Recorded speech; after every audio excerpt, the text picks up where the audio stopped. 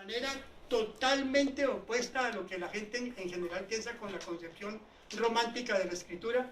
Le obligan a decir en 2, 3, 4 palabras lo que tiene que hacer y lo envían a cubrir lo que los periodistas, de pronto Teresa me ayuda, los que los periodistas conocen como la crónica roja o la crónica negra.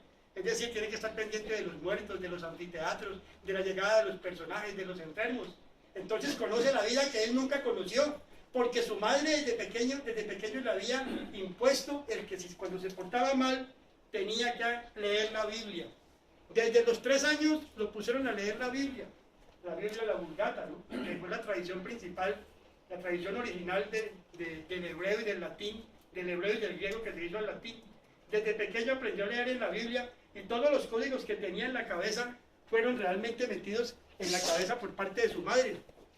Pero encuentra que eso no es lo que él quiere hacer.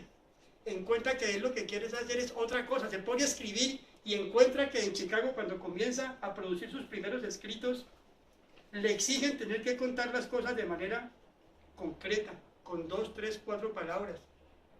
Eso le da una nueva forma de escribir. Impone un estilo, para él es muy fácil hacerlo. Tiene la posibilidad entonces, cuando ya ha demostrado que puede trabajar, de poder mirar por su propia vida y le dan permiso para que se pueda presentar y enfilarse para ir a la Primera Guerra Mundial. Pero como desde pequeño se había metido en problemas, era boxeador, le gustaba pelear con todo el mundo, porque su madre lo impedía a eso. Para ir en contravía de su madre, lo que le quería imponer era un hombre rebelde. Por lo tanto, se lesiona de un ojo y no puede ir a la Primera Guerra Mundial, es excluido porque no puede ser enrolado en las filas. Entonces Hemingway decide enrolarse a través de la Cruz Roja y se va al frente y se mete en la Cruz Roja para ir a la Primera Guerra Mundial. En la Primera Guerra Mundial se siente realmente inútil, se siente completamente inútil porque no puede estar en lo que a él le gusta, la acción, quiere estar en primera fila, quiere desafiar la muerte, quiere vivir realmente a plenitud. Y va al frente, en un ataque que hacen los austríacos y lo mandan a Italia, ¿no? El Star lo manda a cubrir la guerra y lo mandan al frente en Italia. Los italianos son atacados cerca del río Piave y sufre una lesión en la rodilla. Allí, estando lesionado, encuentra los primeros elementos para poder escribir obras cumbres más adelante, como fue Adiós a las armas.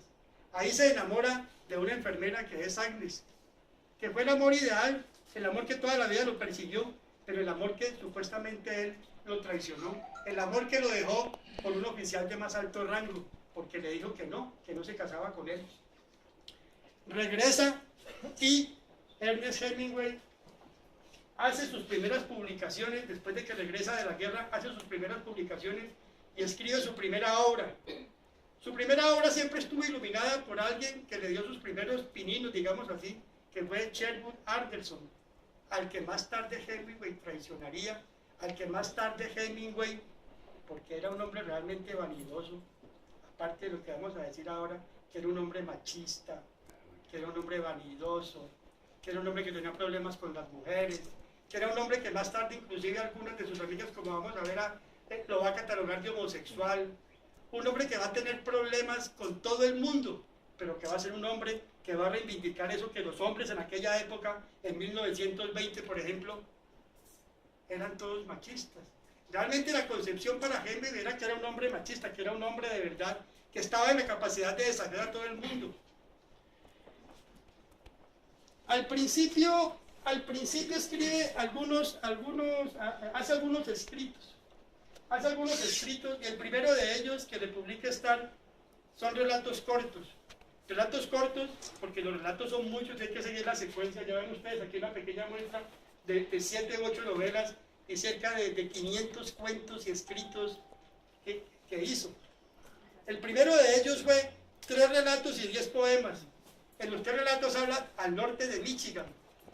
Al norte de Michigan es el primer cuento que le encuentra en los primeros 3 relatos, pero es un cuento que no se lo publican porque en esa sociedad donde llamar a las cosas por su nombre, llamar al sexo por su nombre, pues era un escándalo, porque era una sociedad puritana.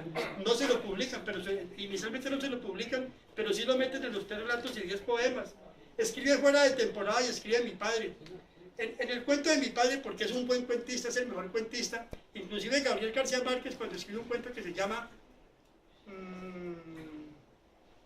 El gato bajo la lluvia. Dice que es el mejor cuento del mundo, dice García Márquez.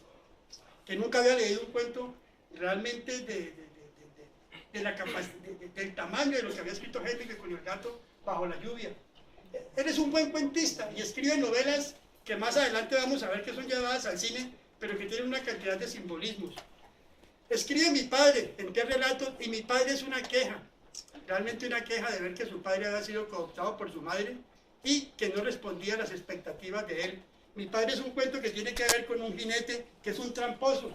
El niño sabe que el padre es un buen jinete, pero después se da cuenta que el padre hace componendas en las apuestas y la idea del padre se le derrumba. Por lo tanto, la idea que tiene del padre, que es el paralelismo que establece él siempre, es para atacar a su papá. La característica de toda la obra de Hemingway es que maneja una forma de escritura que son los simbolismos y el paralelismo. Simbolismo, ¿por qué? Simbolismo porque desde pequeño le enseñaron a leer la Biblia. Por lo tanto, tiene referentes bíblicos que van a estar presentes en toda su obra. Y paralelismo, porque en toda su obra siempre mete una historia secundaria y en la medida en que mete una historia secundaria, desarrolla una historia real, pero de acuerdo con una historia aparentemente secundaria, pero que ya ha vivido, que le han contado, que ha visto. Hace ese tipo de paralelismos. Pero cada uno de sus personajes está siempre remitiéndose a símbolos, a cosas que le dicen anteriormente qué significa determinada presencia de determinada persona con determinado nombre a nivel de la antroponimia. ¿Por qué le pone cada nombre a cada personaje? ¿Por qué a cada personaje se llama así? ¿Por qué sucede de determinada forma esto? Y siempre está remitiéndose a los símbolos bíblicos que desde pequeño le impuso su madre.